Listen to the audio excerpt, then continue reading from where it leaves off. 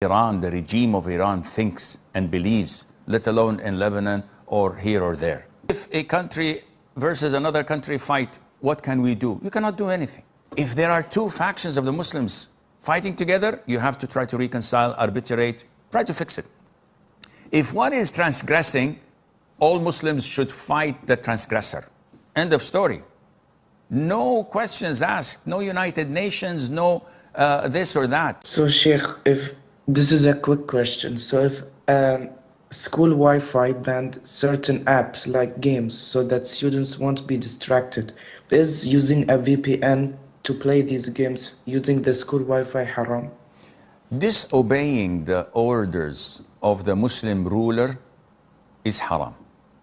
When the Muslim ruler legislates or regulates a particular instruction, we may not feel that this is good, we may not feel that this is just, but as the authority given to the Muslim ruler, it is our duty as Muslims to obey him. And this cascades down to the management of the school. Now, using a VPN to override the firewall they have that prevents you from playing games, which was regulated in the first place for the benefits of the students and for their welfare, is sinful and wrong. So my question is, if I use a software or a website with multiple Google accounts in order to avoid a paid subscription and avail extra fee limit, because majority of these softwares provide a free limit at a certain level and then you have to pay. So if I create multiple Google accounts and use that software or website, so would that also come under some kind of theft or stealing, and would it be sinful? Jazakallah. Umar, if you had a similar website and a similar condition, would you like people to violate it? Yes or no? Never. See, this is the case. We Muslims deal with others as we like to be dealt with. The Prophet said, alayhi salatu wasalam, لا يؤمن أحدكم حتى يحب لأخيه ما يحب لنفسه. One would not reach the level of Iman until he loves for his brother what he loves for himself. So this is how we deal with people. We'd like them to deal with us like we deal with them. We don't cheat you, we don't betray you, we don't lie to you, so you do the same to us. And this is how Muslims managed, with the grace of Allah, to spread Islam as far as Indonesia and Malaysia. Sheikh, I'm a revert, and at my home everyone is like against me. So how to be steadfast on deen and trust in Allah? Jazakallahu khair. Wa jazakum. This is your test, akhi. How did the Prophet alayhi salatu wasalam, when he became a messenger of Allah, cope? And how did he deal with all the country around him, all his fellow tribesmen, family, cousins, relatives, friends, and normal people in the community? How did they deal with them when they faced him with animosity, hostility, and violence at times? This is a test from Allah. Be diplomatic, be firm on your belief while being polite and always having a smile on your face, and try to weather the storm. But you have no other alternative.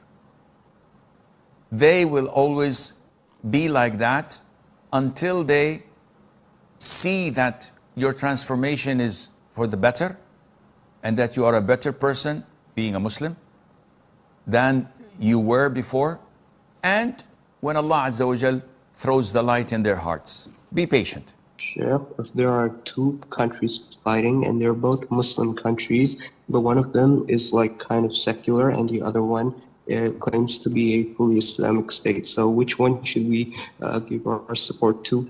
You cannot give your support to neither one because you follow your own government. These hypothetical questions are not logical. If a country versus another country fight, what can we do? You cannot do anything. So might as well ask about realistic questions. All conflicts on earth, Quran has a solution. the conflict in Sudan, the Quran has a solution for it. Very simple. وإن طائفتان من المؤمنين اقتتلوا فأصلحوا بينهما فإن بغت إحداهما على الأخرى فقاتلوا. If there are two factions of the Muslims fighting together, you have to try to reconcile, arbitrate, try to fix it. If one is transgressing, all Muslims should fight the transgressor. End of story. No questions asked, no United Nations, no this or that. Once the Muslims act according to the Quran, the oppressor, the transgressing faction would be defeated, peace would be, alhamdulillah, implemented. But people don't want to listen to the Quran, don't want to abide by it, don't want to implement it. So ask questions that would draw you closer to Allah, and Allah Azza wa Jal knows best. So I'm going to make this as understandable as possible. So my friend, her mother, like the side of her mother, they're Shia. So she told me that they're like not the kind of Shia that curse Aisha radiallahu anha, that say the Quran is not complete or something like that. She says that her mother told her that she follows Ahlul Bayt, and that in Salat it's a little different. Like after the third, like in the third rak'ah and the fourth rak'ah, after Surah Al-Fatiha, they say tasbih. So my question actually is, my friend was talking about how like the southern part of Lebanon is being like bombarded there, and her mother is like obviously crying and really upset, and my friend is also upset for her mother. So my question is, if I'm like supporting my friend or sympathizing with her or being there with her, is this like wrong of me? Because I'm afraid that this would count as me being an ally to the Shia, and also like being a major sin, or maybe pushing to kufr, or I'm not sure. That's why I'm asking. We've said this before many times. Shia are categories and levels. And the level you've mentioned, which is that they don't curse Abu Bakr, Umar, Uthman, and the rest of the companions, may Allah be pleased with them. They don't slander Mother Aisha. They don't say that the Quran is distorted and it's missing few chapters here and there, missing few verses here and there, all fabricated stuff from their heads, stating that it has been changed. As the people of Iran, the regime of Iran thinks and believes. And this is in their literature. We have it in our bookshelves. We have it in our libraries. And they've stated it in their lectures that the book of Allah is distorted and changed. They've said this, and they have books, and their imams who are in Qum and Mashhad and the rest of the places, that innovated places they have, and their shrines, they believe in these things and they consider them to be imams. Now the rest, like the ones you've mentioned, they're Muslims. They're our brothers and sisters. We sympathize with them, we support them, we are with them, our hearts are with them, because they're Muslims.